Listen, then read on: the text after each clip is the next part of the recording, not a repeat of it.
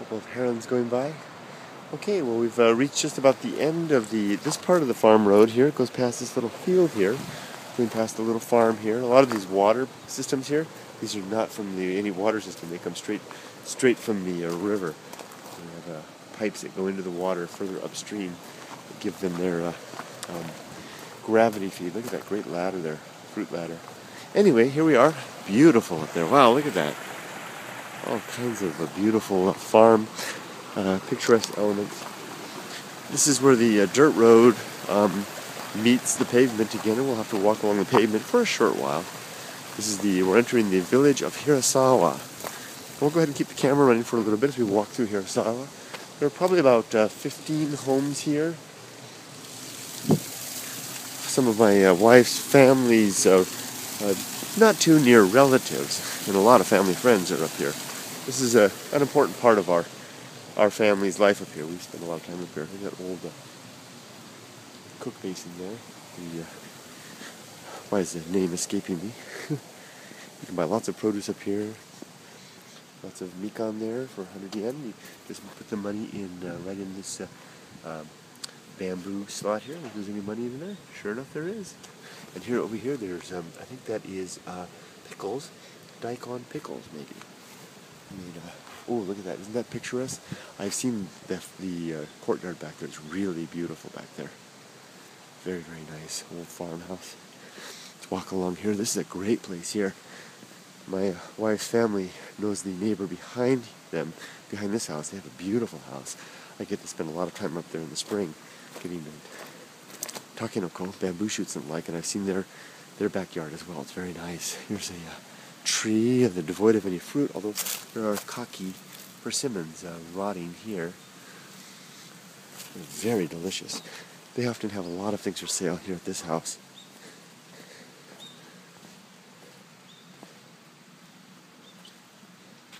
Some sundry things. Oh, look at that these are dried persimmons. And they would dry them in the eaves of their house, as you can see being done right there. Look at all of those. All of those things are persimmons from their persimmon trees that they're drying there, and then they sell them out here, 200 yen for 1, 2, 3, 4, 5. They are a premium item. These are potatoes, really, really gooey potatoes. You grind them up, and they're very, very yummy, though. I wonder what this is. Let's take a look. Oh, more pickles. And I'm not sure about that. Very, very nice little stones out there. They have a little camera. Often these cameras are just for show. They don't really show anything. I mean, they don't actually show anything back. There's water flowing there from the river. Of course, there's probably some fish in there. The village of Hirasawa. A very, very short, maybe a nice, pleasant half-hour walk from my house. I love it up here. But a world apart. You see more kaki drying on the racks over there. Strings, they hang them from the strings, peel them, hang them from the strings, and off they go. In our home in California, we had a kaki tree in the back that I didn't know what to do with. It was the type that you couldn't eat whole. You had to actually dry them. And my father-in-law showed up, peeled them, and laid them out, and my wife and I were so happy. We had a winter dried kaki in California from our own tree. If you watch my Softki Papa channel, you may have remember this hose. My old Zaxxy camera. I stuck the camera up that hose there to see what was inside. That was fun, the old waterproof camera. We're almost at the temple now. We're about to leave the village now. So they had the little camera there on that one stand, which is pretty rare to see cameras for the most part, because people are very trusting. But this is the famous temple right here. This is the temple of the Kannon Buddhist temple for I think it's a Bodhisattva, Kannon Bodhisattva. And a lot of people come from all over Shizuoka to pray here. Another stand over here. Do they have any umeboshi? No. Looks like shiitake maybe, mushrooms. I don't know if that's shiitake. More potatoes. Still more, I think. And this is the temple of the Hirasawa Kannon. Very, very beautiful and very old temple. My father-in-law actually helped to build part of some of the woodwork at the main temple itself, and his name is described up there. A very nice place. Why don't we take a walk up there and have a look, shall we? Isn't that pretty? Little bamboo funneling the water through. Let's poke our heads inside. Nothing better than poking your head inside, right? Why not? Let's take a walk up. Have a look. Here's a Mizuko Jizo. The Jizo, there's several types of Jizo Bodhisattva. This one is for the Mizuko, so it's the Jizo of the children. You can see the supplicant little children there. There's a little place where you can light incense. And, ooh, the smell. You can see the incense burning there. See it? There's the smell coming through, the wafting through. You light a candle and have the incense burning. And the holy plants there. I can't remember. There's Sakaki and there's another one. I think that's the other one. Passing through the temple gate here in just a second. These are some of the temple guardians. Look at that face. Look at those feet. You see the shoes there? Little Waraji sandals on the side there next to the coins. There's the other fella. Don't want to mess with these guys. Pass on through. Look at the woman there, farmer. Ja. She's got a handful of kaki. And you want to step over these. You don't want to step on them. Step over. This is an old... I always thought this looked more like a shrine than a temple, this particular one. Isn't that nice little statue in there? I wonder if that's a Kannon statue, perhaps. It's not the Kannon statue. That's in the main temple. We'll look more as we go up further. Konnichiwa.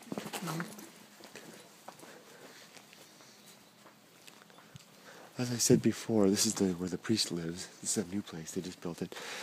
As I said before, this is a famous temple. And people come from all over to pray here. It's very, very old. There's the new graveyard here. There's another graveyard further over. There's Holy Mount Duso over there. We'll talk more about that in a second. I have to move fast. I'm going to run out of time. There's another Jizo statue there. We have some koi up here. More statues. There's a little koi pond. It goes all the way around this little temple here. Very nice. There's a big white one in there somewhere. Let's see if we can see the white koi. There's a black one. Sorry to startle you guys. Where's your white koi? Is he still around here? I should be careful as I walk there. The little ringer thing. I don't see the white koi. This is the main temple. Now the priest here actually surprised me. Every 7 years they have the Kannon festival, and they actually bring the Kannon statue out. That's over there. That's Fudo Mayo, the Fudo the immovable. His resolve, his holy resolve, is such that no temptation can move his resolve. That's why it's called Fudo the immovable.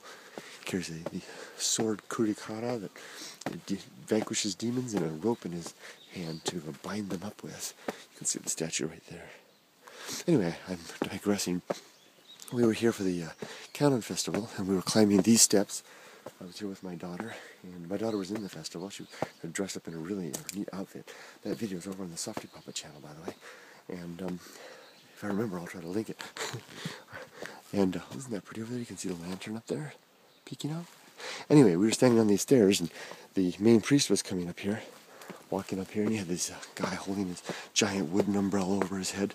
It was really quite a procession, lots of pomp and circumstance. And he stopped with lots of all the traditional Japanese, music. I don't remember what that's called. There's a special name for that music. There's Holy Mount Duso. That's where Softy Papa spends most of his time, beyond those mountains off in the distance. That's a holy mountain up there. Yamabushi warrior priests used to live up there and hang from cliffs and live in the caves, and a very, very special place. If I'd had more time today, I would be hiking up there. Anyway, I digress. I was standing right around here, and the priest and his entourage were coming up, and he stopped and he turned to me, and he looked at me with all of his beautiful his gowns and everything, his shaven head, and he said, "Emily-chan no papa?" I said, hi. Genki da ne? I said, yes, she's doing well, right? Yes, indeed she is. This is a pet cemetery over there. Our cat is buried over there, or her ashes are over there. So that was my encounter with the priest. I guess he knew who I was.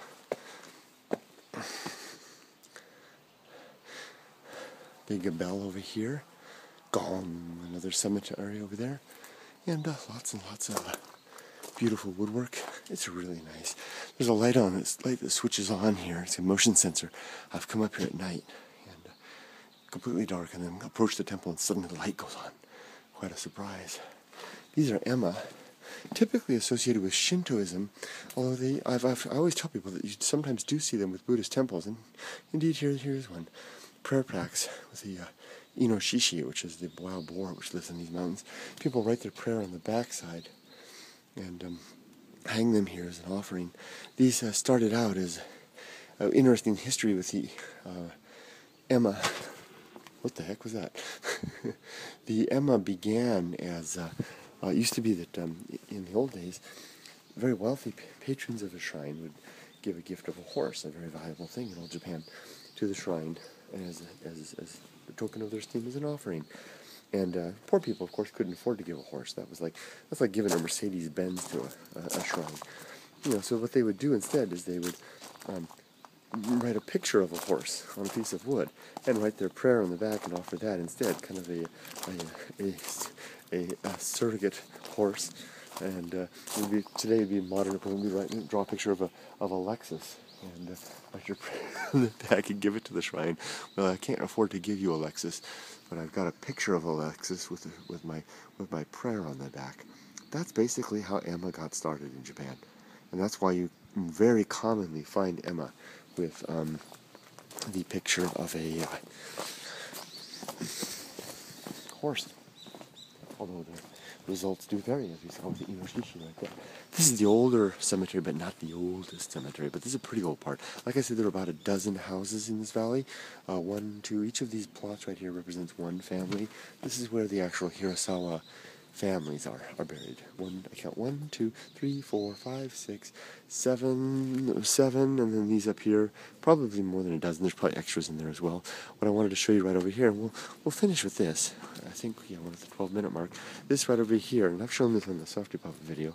This is where the priests are buried. These priests that have been, managing this temple for so long are buried here. You can always tell a priest's grave in Japan by the rounded top. Look at that. That's what I mean. The round. See how it's round on the top? The average Japanese grave is squared off like this, but the priest's grave is rounded like that. Just imagine the priest's round shaved head, and that's what you've got there. So, priest grave in the beautiful Hirasawa Common Buddhist temple. And I think that my light is running out, my time is running out, folks, so I'm going to go ahead and sign off for today at this point. I didn't make it to the abandoned trail, but we had a lot of other things. I also took several Softy Papa videos and a couple of abandoned Japan videos along the way as well for upload to those channels.